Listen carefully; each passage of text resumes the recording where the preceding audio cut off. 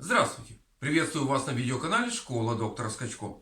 Это видеоурок номер 2, в котором я, врач, диетолог, натуропат Борис Скачко, автор более 50 опубликованных книг и брошюр в разных странах, научу вас, как приготовить чай китайский на молоке правильно.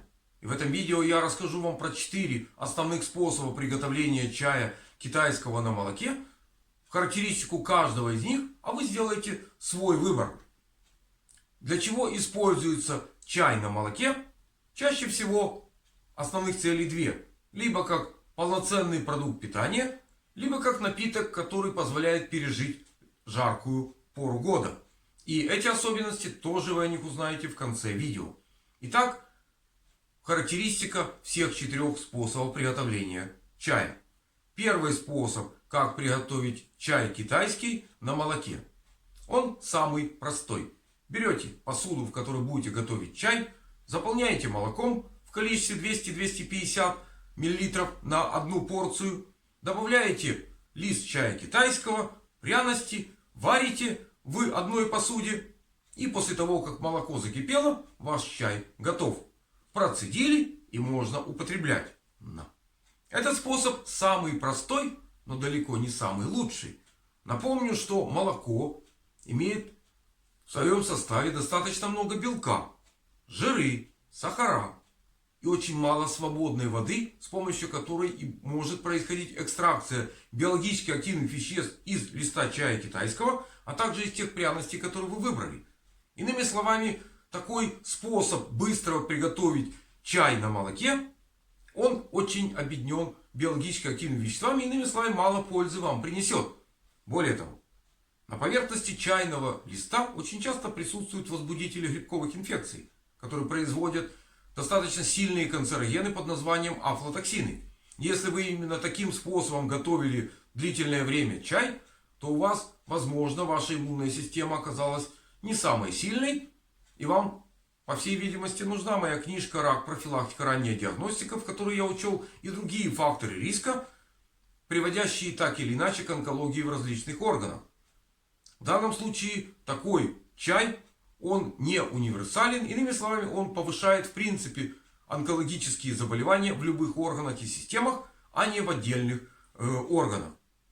И вам нужна более прицельная диагностика, проверить свое состояние здоровья. Поэтому такой чай, он быстрый, но я бы сказал, это самый вредный для здоровья чай из тех 4 чаев, которые можно приготовить на молоке. Способ, как приготовить чай на молоке номер 2. Он несколько лучше. По этому способу готовят чай не на цельном молоке, а на разведенном водой молоке. Чем лучше этот способ? Больше свободных молекул воды в емкости, благодаря которым идет лучшая экстракция биологически активных веществ. Что будет с канцерогенами на листе чая китайского? Все остается тем же. То же самое, то есть иными словами, и этот чай опасен в плане развития, ускоренного развития онкологических клеток в вашем организме и испытанием для иммунной системы, но более обогащен биологически активными веществами и листа чая китайского, и тех пряностей, которые вы в этом случае используете. Но опять-таки по времени этот способ также достаточно быстрый, менее трудоемкий. И, казалось бы, разведение молока должно дать минус, а добавление воды в этот раствор, в этот способ приготовления как раз дает вам больше плюс по биологически активным веществам. Но испытание иммунной системы все-таки происходит. Поэтому я бы советовал вам хотя бы использовать способ приготовить чай номер 3, по которому вы готовите чай и пряности на воде. Исходно вы готовите, экстракция идет водой, и в этом случае вы еще больше можете извлечь биологически активных веществ. Вот этот способ приготовить чай на молоке номер 3 отличается от 2 предыдущих тем, что крупные молекулы белков из молока не мешают полноценной экстракции биологически активных веществ из чая китайского, а также из тех пряностей, пряно-ароматических растений, которые вы используете в сухом виде. В этом случае биологическая ценность такого чая все еще повышается. Ну а канцерогены, находящиеся на листе чая китайского, все-таки будут оставаться в напитке. Хотя их патогенное действие будет менее выражено. Все-таки оно может быть компенсировано другими биологически активными веществами. Тем более, что часто используют в рецепте имбирь. А имбирь как раз помогает вашей иммунной системе лучше справляться с онкоклетками. Далее, после того, как произошла экстракция биологически активных веществ в воде из пряно-ароматических растений и из листа чая, добавляется молоко и варится уже вместе. В этом случае вы тоже получаете чай на молоке, более активный, но все-таки с канцерогенной активностью. А как же все-таки приготовить чай на молоке правильно с точки зрения диетолога Скачко? Самый лучший способ приготовить чай на молоке — это номер 4, по которому вы вначале горячей водой заливаете чайный лист. После того, как он даст окрашивание, легкое окрашивание настоя, вы эту воду сливаете, и те возбудители грибковых инфекций, а также афлатоксины, которые могли находиться на поверхности чайного листа, при первых попытках экстракции просто будут смыты в раствор.